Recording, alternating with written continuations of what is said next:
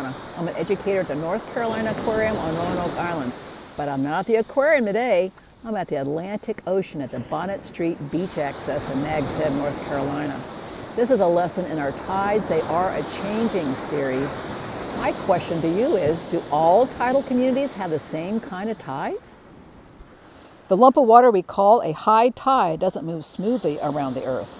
The spin of the Earth on its axis causes the ocean to move to the right or clockwise in our hemisphere. Then we have these large land masses like continents and islands blocking the movement of water. Some water gets bunched up in enclosed spaces like the Gulf of Mexico. So the short answer is no, we don't have the same tides. That said, coastal communities that are on the same side of a continent or gulf would expect to have similar tide cycles.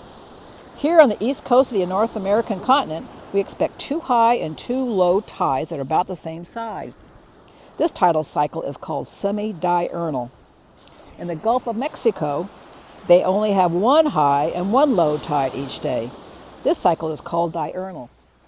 In the Caribbean Sea and along the west coast of North American continent, their beaches experience 2 high and 2 low tides, but they are significantly different sizes.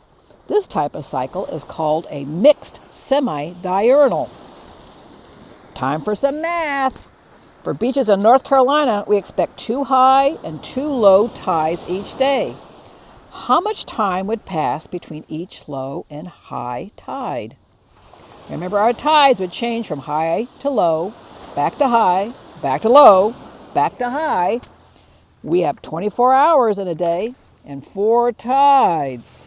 So we would expect about 6 hours between a high and a low tide.